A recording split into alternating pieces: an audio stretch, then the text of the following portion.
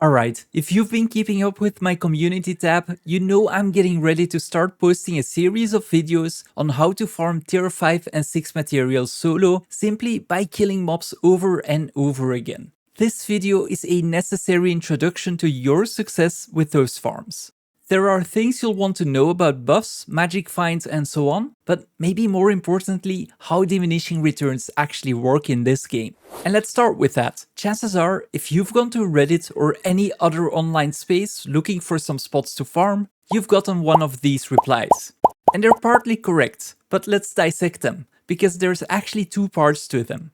When it comes to diminishing returns, ArenaNet did indeed implement an anti-farming mechanism. Not to annoy the players, but to prevent bots from ruining the economy. Like any other system, it has its flaws. If you've gone to Lake Doric, you'll know what I'm talking about. These bots wouldn't be around if there was literally zero incentive to farm this way. But I'm not here to point out all of the flaws, because any system will always have some.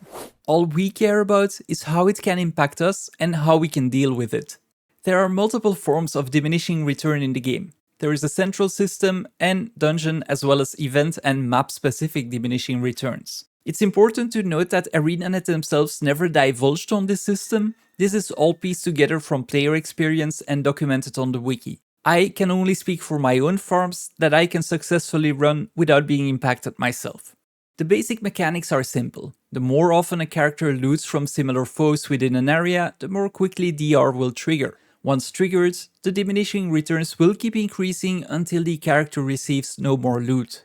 There is a way to remove this DR though, by either going to a different location, farming different mobs, or by waiting it out for 30 minutes. I've already posted two farms in the past, one for Venom and one for Claws, and I will revisit these eventually as they will be part of the upcoming series, but they should give you a good starting point. If you farm them for half an hour to 45 minutes at a time, you'll mostly be fine and get the maximum amount of loot. If you do notice a significant slowdown in drops, simply go to the other farm for half an hour and you can swap back. DR seems to be character based as well, so you could technically swap characters and continue your grind, but do know that you will still need to leave the area with your affected character for the DR to start resetting. There's no simply logging back and forth between two every half hour or so. That's why I prefer the method above. Next up, let's talk gold per hour. When people say it's better to farm meta events, they're mostly correct. And let's take Octovine as an example, as this will illustrate my point the best, and is to this day one of the most popular events. Octovine boasts a crazy 50 gold per hour rate, but only lasts for about 8 minutes. So what does this mean? Well, if you go into the map 10 minutes beforehand and stand around waiting for the gates to open, like many people tend to do, you then do the meta event, you're spending closer to 25 minutes on Octovine. Let's be generous and make it 20, but that means that 50 gold per hour is more like 33.5. An even worse offender is Check Garant. How many times have you gone to your lane 10 to 15 minutes beforehand and went AFK? Then you do all of the events, kill the Garant, and then you stand in front of that one wall for another 10 to 15 minutes. Don't get me wrong, meta events are still one of the best ways to farm. But if you stand around and wait for the main event, your gold per hour will be different from a meta train that shoots for almost no downtime. Some of the newer metas in Amnitas, which have a ton of events, or a meta train in Dragonfall, will mostly combat this problem. And if you're not in an active train, it's best to go farm other stuff instead of waiting around. For Octovine, this would mean doing the treasure mushrooms and maybe try to gather things like flax, mussels and jungle plants. Now let's get to the fun part. The things you can already do to prepare for my upcoming videos. First off, getting as high as possible magic find will be highly recommended, because this will influence the amount of tier 6 materials you'll be getting compared to tier 5 for example, and will impact the other loot as well. You can increase your magic find to 300% by simply consuming luck. Until now, you've most likely gotten your luck from salvaging gear, and until you hit the 300% cap, it's best to keep consuming the ones you get. You can also get a ton of luck from salvaging globs of ectoplasm, and you can recuperate most of the investments by selling the resulting tier 6 dust on the trading post. I wouldn't particularly recommend this to be honest, because I'm not a big fan of spending tons of gold in preparation to, well, farm gold. Just know that it's an option and it might become profitable if ectos ever dip in price, which I guess is unlikely with the amounts most players will need for Secrets of the Obscure. You can also get luck from achievements, so if at some point you don't know what to do and you're feeling bored but you don't want to go farming, go hunt some achievements. A lot of them are actually tons of fun. Next up, try and get a Guild Magic Find boost. This is a free 10% bump to your Magic Find. If you don't have Guild yet, ask around the map chat in one of the central hubs. I'm sure someone will be happy to invite you to theirs.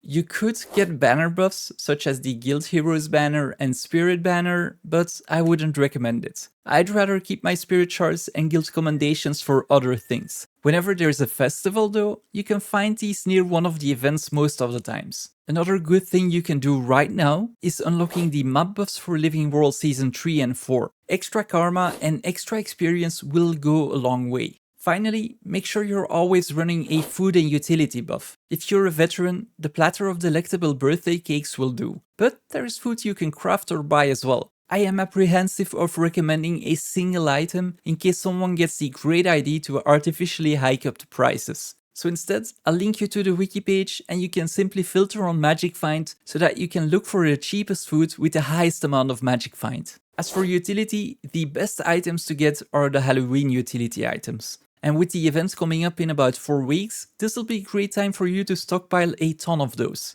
You could also buy Slayer potions, which is another effect to help you kill enemies and get a bit more experience, but I wouldn't say that's really necessary. And this leaves us with a final set of buffs I intentionally put off till the end, namely item, experience and birthday boosters. If you have them laying around, pop them before a session. If you don't go to the gem store and buy those, they're way too expensive. Instead, go and check out my video on the most important item in the game, at least according to me, as you can get an unlimited amount of these buffs with the Candy Corn Gobbler, which should hopefully be in the gem store for Halloween. If you're worried that it's a gem store item, don't. In the guide, I'll give you a path to getting enough gold by the time it's on the gem store, so that you can simply convert gold to gems and spend no real money.